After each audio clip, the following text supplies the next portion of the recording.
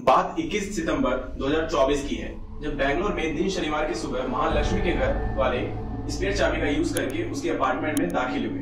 दरवाजा न सिर्फ बंद था बल्कि महालक्ष्मी का फोन भी स्विच ऑफ आ रहा था। फ्लैट से इतनी बदबू आ रही थी कि एक पल के लिए भी खड़ा हो पाना मुश्किल था। सिंस यह 1 BHK का फ्लैट था, इसलिए मेन डोर सीधा उसके कमरे में ही खुलता था। महालक्ष्मी की माँ मीना अंदर गई और उनके पीछे उनकी बड़ी बेटी लक्ष्मी मोबाइल से रिकॉर्ड कर रही थी। दोनों कैसे अपने मुंह नाक ढककर रूम में अंदर गए, जहां सैकड़ों मक्खियां भिनभिना रही थी। ऐसे में लक्ष्मी ने रूम से attach combined bathroom and toilet को चेक किया, लेकिन वहां भी ऐसी कोई गंदगी नहीं दिखी जो इस बदबू की वजह। रूम भी छोटा सा था और वहां कोई बेड नहीं था। जमीन पर एक चटाई और बेडशीट एंड चादर पड़ी हुई थी, जिसके बगल में एक काले रंग का बड़ा सा सूटकेस रखा हुआ था। लेकिन महालक्ष्मी के माँ के कदम और निगाह उस एक ऐसी जगह पर आकर थम गए जहां सबसे ज्यादा बदबू और मक्खियों का झुंड मंडरा रहा था, और वह था फ्रिज। डर और अनहोनी की आशंका उनकी इस फ्रिज को खोलने की हिम्मत को तोड़ रही थी। लक्ष्मी ने दोबारा कंफर्म करने के लिए फिर से वॉशरूम को चेक किया, और जैसे ही वह पलटी तब तक उसकी माँ ने वो फ्रिज खोल दिया। फ्रिज का डोर खुलते ही बेहद गंदी स्मेल बाहर निकली, जिस वजह से फौरन दूर जा खड़ी हो गई। जब तक दिमाग कुछ समझने की कोशिश कर पाता, तब तक कुछ ही सेकंड में उनकी नजर में कुछ ऐसा आया जिनसे उनकी चीखें निकल पड़ी। फ्रिज के तीनों शेल्फ में माँ लक्ष्मी की लाश छोटे छोटे टुकड़ों में कटी हुई पड़ी थी। टॉप शेल्फ में उसका पैर और बॉटम शेल्फ में उसका कटा हुआ सिर पड़ा हुआ था। शायद ही कोई शख्स इस मंजर को देख पाए, और वो भी जब किसी अपने के साथ हुआ हो तो। मुझे नहीं लगता कि अब इस पल को भूल पाएंगे। खबर पुकार से आसपास रहने वालों की भीड़ इकट्ठा हो गई। खबर मिलते ही मौके पर पुलिस पहुंचती है।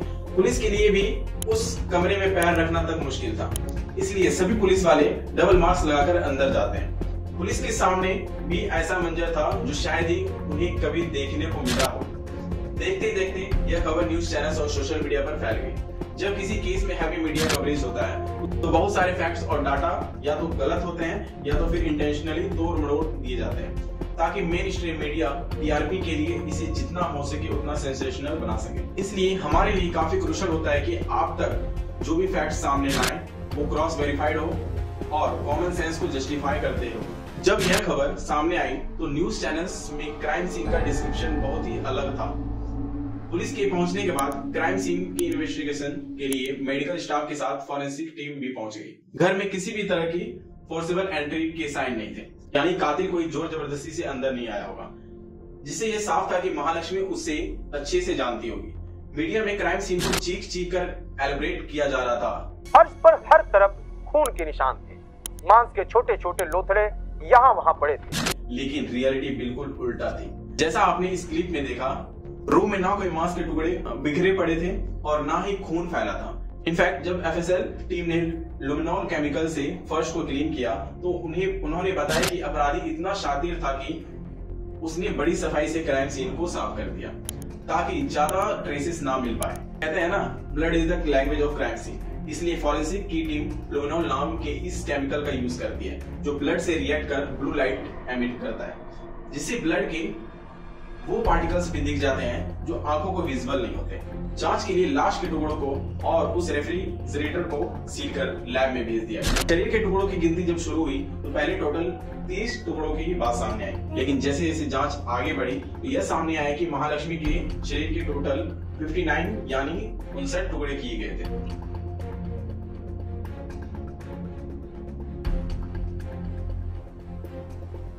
Welcome to the show. My name is Raja Verma.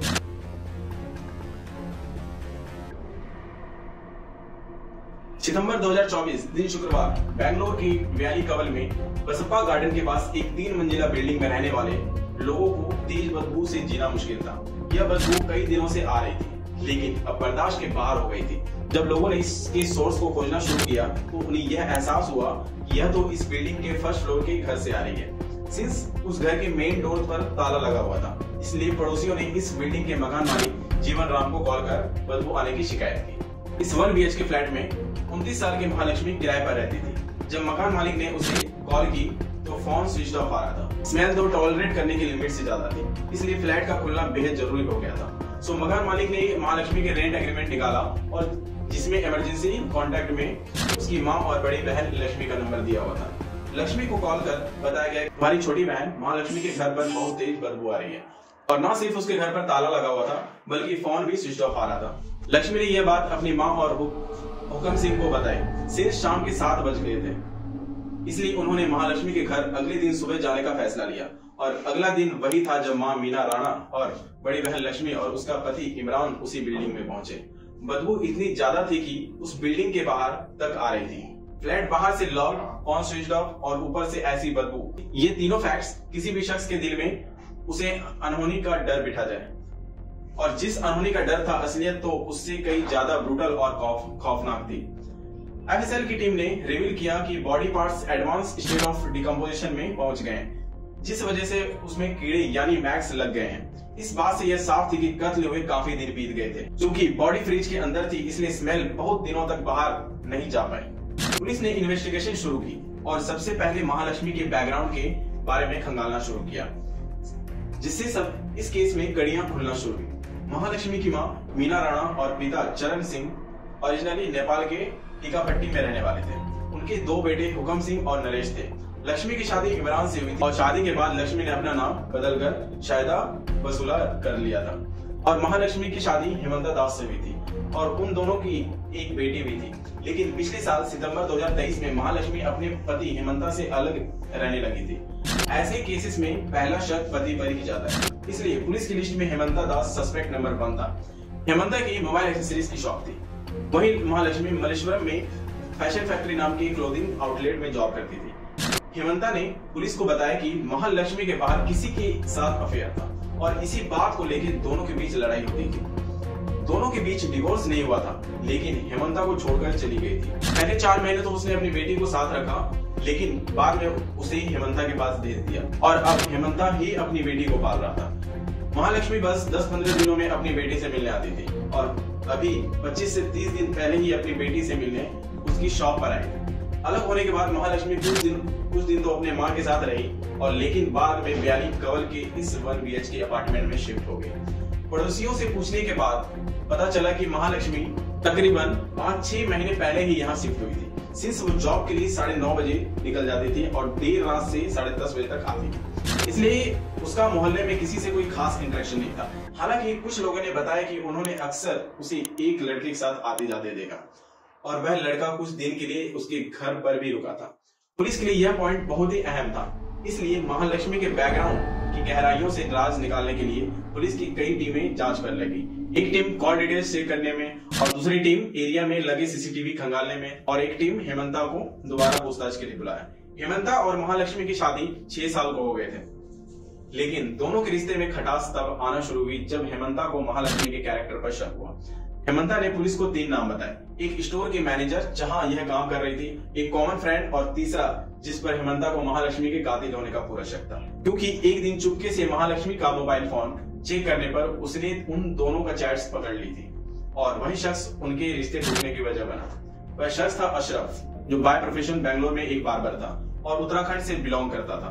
Affair के चलते हेमंता ने अशरफ के खिलाफ नीला मंगला पुलिस स्टेशन में कंप्लेंट फाइल कर दी, जिसके जवाब में महालक्ष्मी ने उल्टा अपने हस्बैंड हेमंता पर फिजिकल असॉल्ट करने की शिकायत दर्ज करवा दी। एक लड़की का दूसरे धर्म की लड़की से अफेयर होना और फिर उसकी लाश टुकड़ों में फ्रिज के अंदर मिलना मेन स्ट्रीम मीडिया के लिए सोशल मीडिया तक हर जगह 2022 में हुई श्रद्धा आफ्ताब मर्डर की चर्चा फिर से होने लगी, जिसमें आफ्ताब ने अपनी live in partner Shraddha walker के 35 टुकड़े कर 300 लीटर के फ्रिज में भर दिए थे। लेकिन इस केस को लेकर अलग अलग ओपिनियन बढ़ी।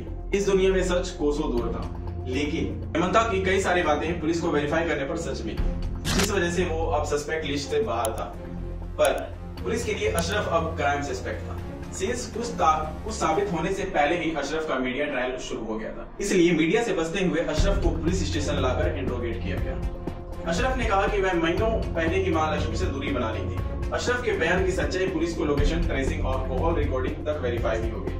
इसके बाद यह खबर सामने आ गई कि अशरफ को इस मामले में क्लीन चिट मिल गई है और उसका इस कत्ल में कोई हाथ नहीं। अब पुलिस के सामने 2 और सस्पेक्ट थे, जिनसे पूछताछ के लिए एक टीम मल्लेश्वरम के उस क्लोथिंग स्टोर में पहुंची जहां महालक्ष्मी जॉब करती थी। लेकिन कॉल डिटेल्स और इन्वेस्टिगेशन में मिली नई लीड से इन दोनों को भी सस्पेक्ट लिस्ट से हटा दिया गया और पुलिस के सामने एक नया नाम आया, जिस पर पुलिस को तब तक शक हुआ जब तक पता चला कि महालक्ष्मी 1 सितंबर को स्टोर पर आई थी और नेक्स्ट डे से वह लीव पर थी। उसी दिन से स्टोर पर काम करने वाला वह शख्स भी गायब था। जब महालक्ष्मी और उस शख्स की CDR निकलवाई तो पुलिस ने पाया कि दोनों काफी वक्त से एक दूसरे के कांटेक्ट में थे और दोनों के बीच काफी कॉल्स और मैसेजेस एक्सचेंज हुए थे और 2 सितंबर को भी दोनों के बीच बातचीत हुई थी। जब उस शख्स को कॉल किया गया तो फोन स्विच ऑफ आ रहा था, इसलिए पुलिस ने उस आदमी की कॉल रिकॉर्ड्स की लास्ट डायल नंबर से कांटेक्ट किया जो बैंगलोर में रह रहे स्मृति रंजन को लगा। पुलिस ने जब स्मृति रंजन से पूछताछ की तो पता चला कि स्टोर में काम करने वाले शख्स का नाम मुक्ति रंजन रॉय है और वह उसका भाई है। पुलिस के हाथ धीरे धीरे गुनहगार की तरफ बढ़ रहे थे, लेकिन उन्हें डर था कि अगर इन्वेस्टिगेशन से जुड़ी कोई भी खबर बाहर गई तो यह जांच उनकी इफेक्ट कर सकती है। इसलिए पुलिस ने मीडिया से इन्वेस्टिगेशन रिलेटेड डिटेल्स हिडन रखी। मुक्ति रंजन के 2 भाइयों और उसके मां के दिए गए बयान से पुलिस के सामने इस केस में तस्वीर साफ हो गई कि क्या